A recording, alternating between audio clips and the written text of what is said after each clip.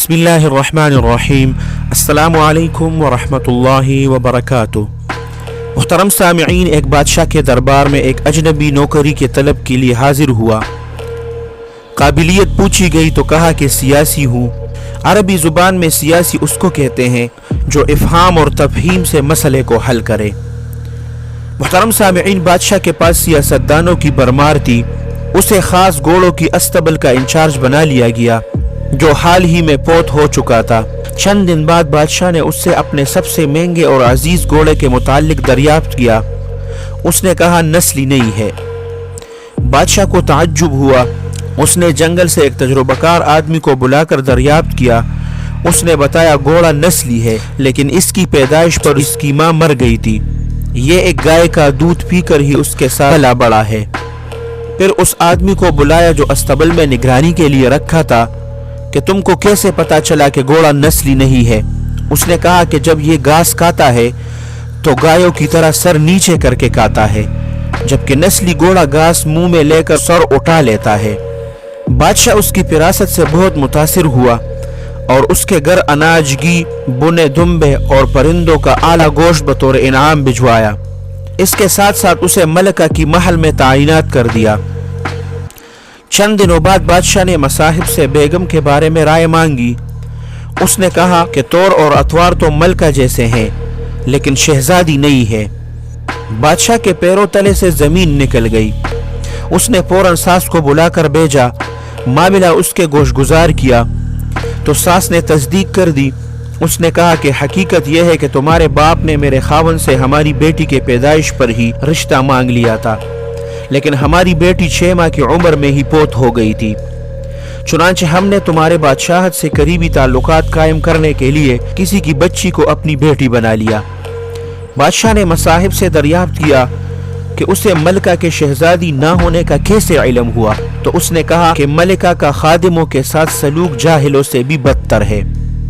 شہزادیاں ایسے سلوک نہیں کیا کرتی۔ بادشاہ اس کی فراست سے خاصا متاثر ہوا۔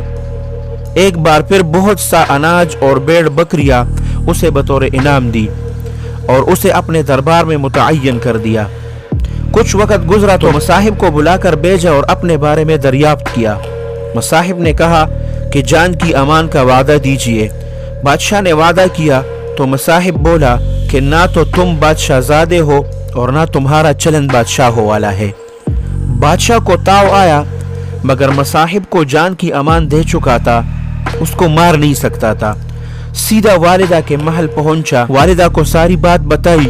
والدہ نے کہا کہ یہ سچ ہے، تم ایک چرواہے کے بیٹے ہو، ہماری اولاد نہیں تھی تو تمہیں لے کر پالا تھا۔ بادشاہ نے مصاحب کو بلایا اور پوچھا کہ اسے کیسے معلوم ہوا۔ اس نے کہا کہ بادشاہ جب کسی کو انعام اور اکرام دیا کرتے ہیں تو ہیرے موتی اور جواہرات کی شکل میں دیتے ہیں، لیکن آپ بھیڑ بکریاں اور دیگر کانوں کی چیزیں عنایت کرتے ہیں۔ یہ اسلوب بادشاہ زادے کا نہیں ہوتا، بلکہ کسی چرواہے کے بیٹے کا ہی ہو سکتا ہے۔ محترم سامعین، آج ہماری سیاست میں جس طرح کی زبان، بلکہ یوں کہوں کہ گندی زبان استعمال کی جا رہی ہے، میں اس بات پر حیران ہوں کہ اس ملک کے ادیب، دانشور اور وہ لوگ جو اس ملک میں ایک یونیورسٹی کا درجہ رکھتے ہیں، وہ خاموش تماشائی بن کر یہ سب کچھ کیسے برداشت کر رہے ہیں؟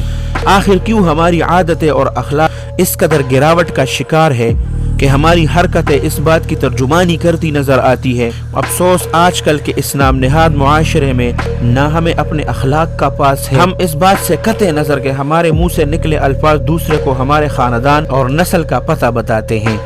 ہم بس اس بات پر زور دیتے نظر آتے ہیں کہ الفاظ کچھ بھی ہو، بس ہماری بات سنی جائے، چاہے تعمیری ہو یا تخریبی۔ محترم سامعین، ہماری سیاست میں اب یہ معمول بن چکا ہے کہ سامنے والے کو اپنا گرویدہ کرنے کے بجائے اس کی پگڑیاں اچالی جائے، اس کو بڑے بنڈال میں یہ کہا جائے کہ اس کی شکل دیکھو ڈاکو لگتا ہے، اس کے بچے دیکھو کدو جیسے۔ آخر یہ کون سی ایسی زبان ہے جو ہمیں ہمارے نسلوں کا پتہ دیتی ہے؟ محترم سامعین، اللہ سبحانہ و تعالی آپ سب کو اپنے حفظ اور امان میں رکھے، اپنے خصوصی دعاؤں میں یاد رکھے۔ السلام علیکم ورحمۃ اللہ وبرکاتہ۔